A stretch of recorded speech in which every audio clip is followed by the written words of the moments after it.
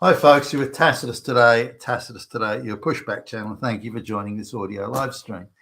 In this essay, I'd like to talk about how well the much lower rate of migration, say, 40, 50, 60 years ago to the West from the third world countries, how well did those people, those migrants, those third world migrants from decades ago, how well did they integrate or assimilate into Western society? Because today, with the mass migration, the assimilation rate is very low, around 2%. And the assimilation rate, even on second and third generations, is still very low. And this is, of course, a huge problem all across the West, whether it be Australia or Britain, the United States, and so on. And if we look at the limited success even of integrating the black population into the United States, where they're still acting, behaving, and thinking and committing crimes at the same rate as if they were still in Africa. So this idea of integration is tied to many different things. It's quite nuanced, and it's not simply an idea of people arrive in the West and suddenly they become Western and they begin respecting the laws and the habits, the customs, and the social structures of the West. It's far from that. It's close to the opposite, really. But I did want to contrast the mass migration, where people come in vast numbers in ghettos. They set up their own shops. They only speak their own language amongst themselves. And you can have people who are in the West for 10, 20 years who don't speak a word of English. And you think, well, how is that even possible? But it is. And I'd like to sort of do a bit of a cross-section here so we can get some sort of a feel for, there are certain people that don't integrate very well and come from certain places in the world where integration rates are very low. So why would you want those people coming over when the assimilation integration is so low? Now, I'm going to use an example of, say, just after Indian independence, I think it was 1947, 48 or somewhere around there, or late 1940s, India gained independence from Britain. They were already self-governing, so it was more a symbolic thing than anything else. But nonetheless, so there are a number of Indians that came to the West, not really that many in the overall scheme of things, but some of them came to Australia. So there was an Indian family that came in I think it was the late 1950s, and they came to Australia after having been in Britain for a while, and they had some job. The father had some job at the United Nations, but they were Brahmins, and the mother and the father were both sort of professional people, and they were the lower end of the Brahmin scale, I guess. But he was sort of a university teacher, and she was something else. Again, it's kind of semi-professional type role. So they came to Australia, and they had a few children that were born. I think 3 children that were born in Australia. So now they spoke English well. They were professional people. They were urban people. They weren't from some remote rural village. And you'd think on the face of it that these people would be, pretty, okay. They're all right. They're professional people. They speak English. They're city. They've got college education. These people will fit in fairly well. And they were sent to one of Australia's smallest cities to live. And there were no Indians anywhere around. They didn't even know any other Indians in the city. So they had to mix and interact only with white people. There were no Indians at the school where the kids went to.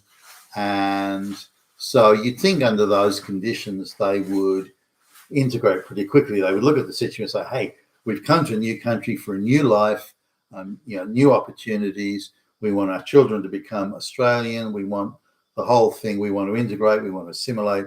We want to become as Australian as the people down the road and around the corner and so on.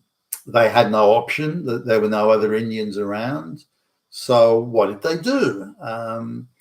They decided they would speak only Indian in the household. They wanted to keep their Indian culture and their Indian, the whole Indian sort of moral perspective and spiritual thing. They wanted to keep the whole Indian thing going 100% intact. And they ate, they found somewhere where they could buy curries or make them or get the curry powder. They ate Indian cuisine. Around the house, they wore Indian clothing and had Indian statues and gods and pictures all over the place. Even though they were just on their own, no one else around, they still doggedly stuck to the Indian, spiritual and cultural lifestyle. Now, the children were sent to school. They could barely speak English, so they went to school because they spoke Indian. So they're quite dark, these people, brown, and so they went to school. The children went to school with very limited English, taking Indian food with them, so curries and things like that, which weren't really much around in Australia back in their day, in what would have been the 60s and early 70s, that sort of thing. And so the children got a hard time at school, and of course they're going to. They don't fucking speak the fucking language, even though they were born in Australia. The parents made a decision, we will only speak Indian in the household. How helpful was that for the children or them? The father and the mother both got government jobs, unsurprisingly, in the education system, unsurprisingly. So they're sort of guaranteed lifetime of employment without having to meet any sort of competitive threshold. Even then, the teachers' unions were big in agitating for this nirvana of equality and equity and so on. So the children are treated differently. There's no one else who's brown in the school. It's only them. And eventually, of course, they do get to speak English. Now, when the girl gets older, like she's been through high school and so on, she gets a scholarship paid for by those evil white fascist Nazis, a scholarship to go to university to study medicine. And so she gets to be a GP. But the parents are adamant, and she's on board with this, the girl, and it's got, I think, two brothers, maybe a brother and a sister, I'm not sure. But she's adamant that the parents are adamant that she will only marry another Indian. She will not marry a local Australian or locally born, Australian white person or something. No, absolutely not. No, under no circumstances. So she marries an Indian guy, as do the others. So they all, as time goes on, they find and locate other Indians in other places, and then they move to areas where there are going to be other Indians, and so on. Now, the entitlement is off the charts. They expect, and I've spoken to them, they expect and demand, require, and think that white people are obligated. You have to compensate us for the racism we suffered at your hands. You were the racists. We are not at fault in any way. You are the Nazi fascist racists. And so you have to keep on giving us, free this and entitlement that, better jobs, better paid jobs. You have to give us everything because we're entitled to it. Part because we're morally and culturally superior to all you people, A, but B, as compensation for the racism we suffered. So are these people integrated? Well, now the grandchildren, or is it the great grandchildren? Anyway, the next generation of Indians are born, and this girl who was again born in Australia and all that sort of stuff. She insists that her children will only marry Indians and not local Indians in Australia, but Indians from the village of her ancestors, so they can keep themselves racially and culturally and spiritually poor, not to be diluted by those barbarian Nazi white folks. So these are people who arrived again in the 1950s and arrived under favourable circumstances, walked straight into jobs. This like, it wasn't like they were living on the street scratching for crumbs or something. They did quite well, and the children again were born here. But due to decisions the family made, only speaking Indian in a household, living a 100% Indian lifestyle in the house with, the Ganesha statues and all that stuff around the place.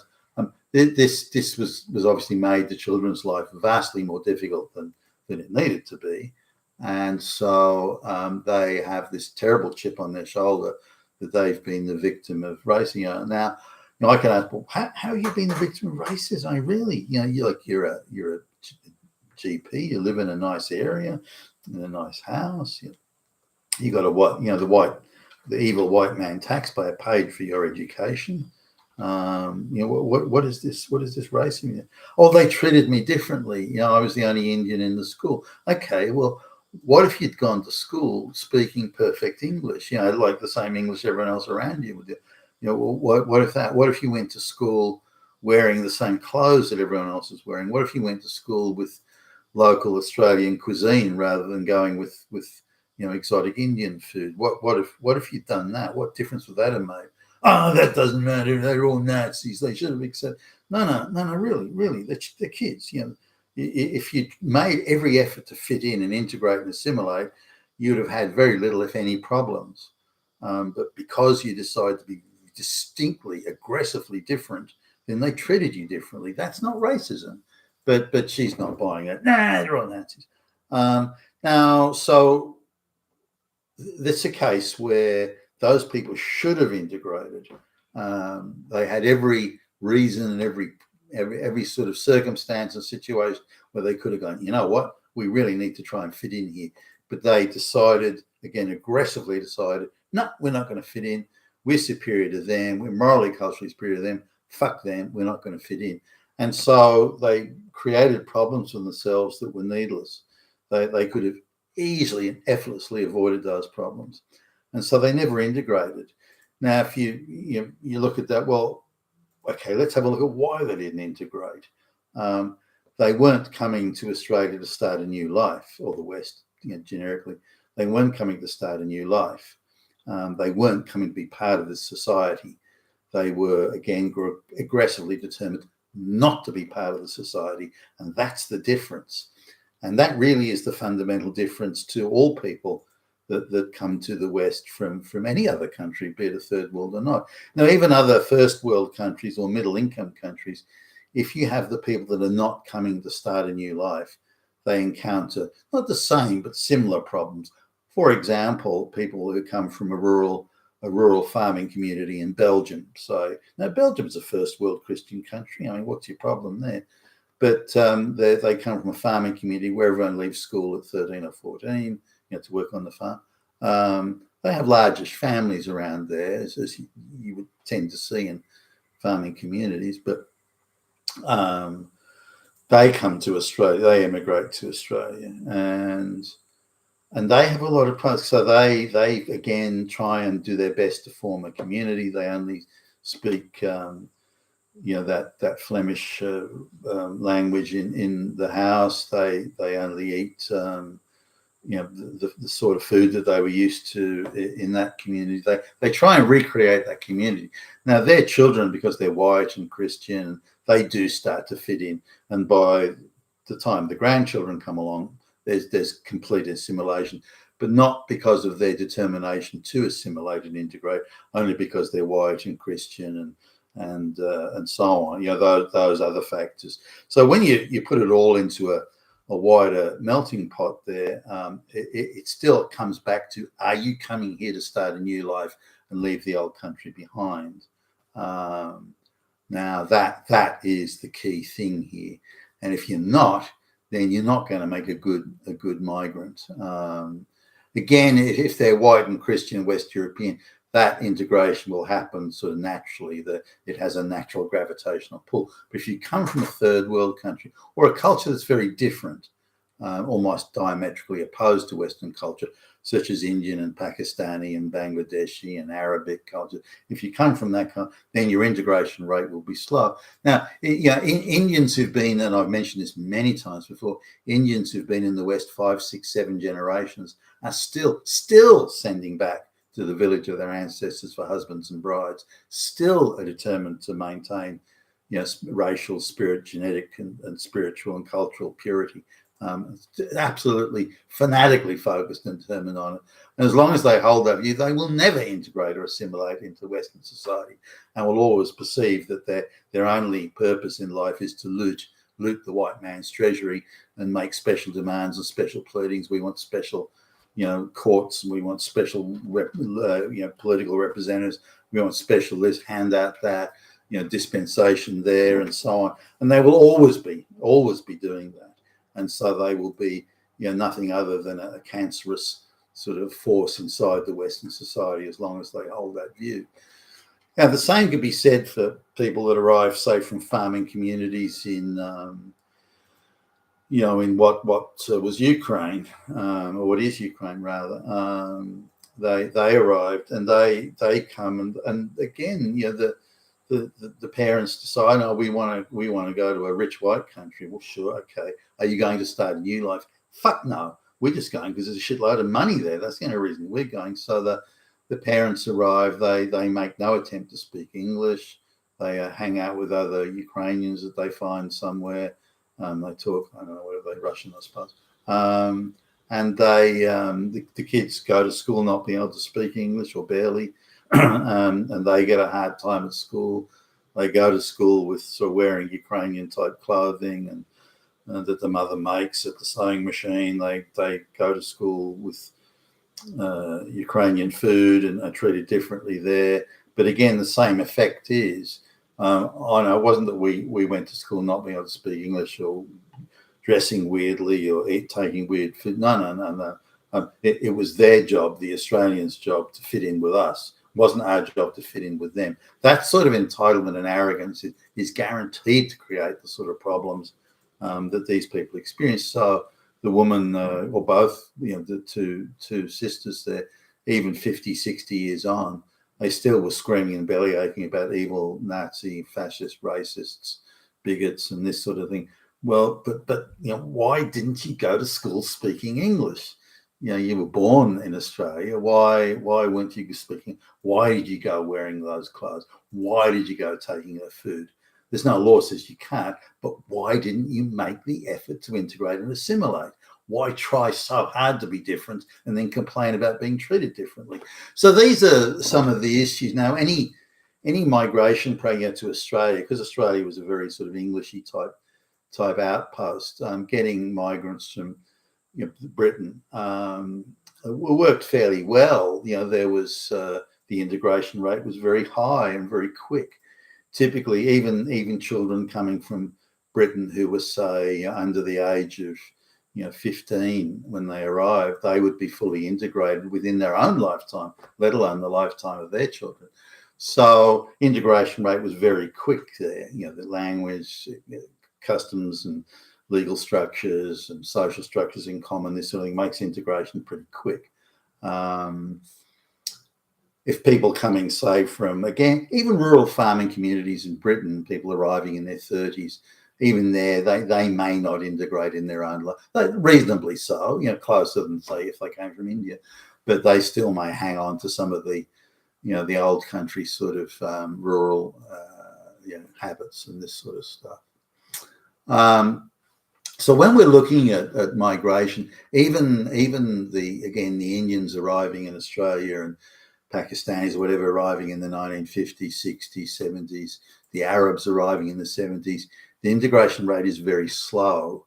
And an absolute primary question has to be coming to the West or coming to any Western first world country from a third world country, or even from a rural sort of farming community in a first world country. Even there, the question is, are you going to integrate?